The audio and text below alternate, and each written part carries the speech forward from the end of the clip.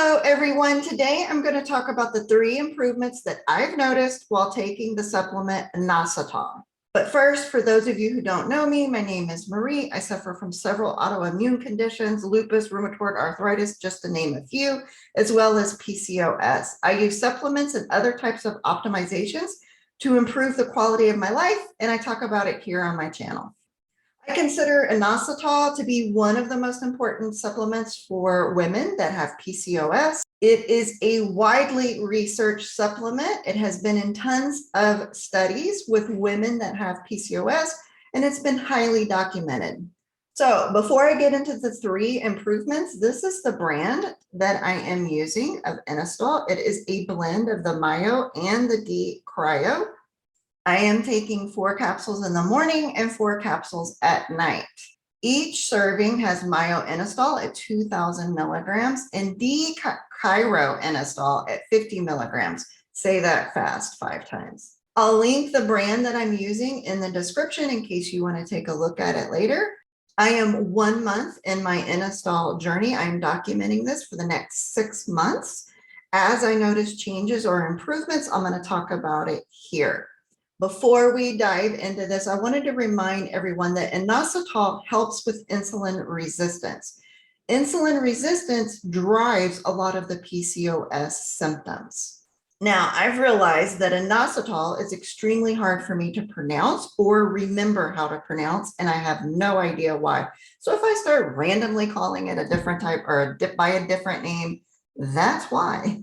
All right, so the 3 improvements that I have personally noticed after taking Inositol for 4 weeks. After about the 2nd week of taking the Inositol supplement, I noticed that my fasting glucose numbers were lower than what they normally are by about 10%. Now, in the first 2 weeks of taking the supplement, I didn't notice anything. I didn't notice any changes in my glucose levels or anything that I could track. But after about the 2-week mark, I started to notice that my fasting glucose levels were lower than what they normally were, like I said, by about 10%. I've also noticed that I'm tolerating carbs a little bit better with lower glucose spikes. So when I eat carbs, before I was on Inositol, I felt like I could just breathe and raise my glucose levels. I felt like I could hardly eat anything, no matter what it was, with carbs or without carbs, and my glucose levels would rise. But I've noticed with Inositol that I can tolerate carbs a little bit better, so I have lower glucose spikes, and I can eat a few more carbs before I put myself into the glucose spike danger zone. Now, as you might already know, I wear a glucose monitor, so I'm monitoring my fasting levels. I'm monitoring after every time I eat, and I'm tracking everything that I do to see how it correlates with my insulin levels. Now, the 3rd thing that I noticed, or the improvement that I noticed with the Inositol, was really pretty important, because on the days that I cannot manage my glucose numbers, no matter what I'm eating, either carbs or not carbs, there are days when the glucose just kind of goes out of control. What I noticed is when I have a day of glucose that's out of control, it would normally take me 2 days to regulate and get back to baseline.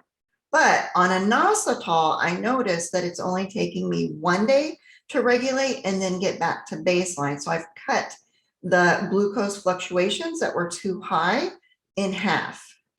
Now, these 3 things might not seem really big or really important, but when we realize that insulin resistance is helping drive PCOS, and I see a direct correlation with lower glucose numbers, I'm starting to get a little bit excited and hopeful about the supplement, because this would be the actual first supplement to actually directly affect my glucose numbers. I have tried many other supplements, but I haven't seen a reduction in glucose numbers the way that I'm seeing with this supplement. I can only hope that with more time, my glucose numbers would continue to go down and I would gain greater control. Inositol works by helping our insulin receptor be more receptive to insulin. Some of you might be wondering why I'm just not on metformin. So I did do a video with Inositol versus metformin so that we could talk about the differences, and I'll link it here. Moving forward, I'm going to continue to take the supplement exactly the same that I've talked about in this video. And I'm going to give the supplement a full 6 months before I make a decision as to whether the supplement is worth taking or not for my daily regimen. What I'm hoping to see in the future with greater insulin resistance control is lower testosterone levels among lower fasting glucose levels, lower glucose spikes, and other reductions in PCOS symptoms. I hope you found this video valuable in your health journey, and I'll see you guys in the next video.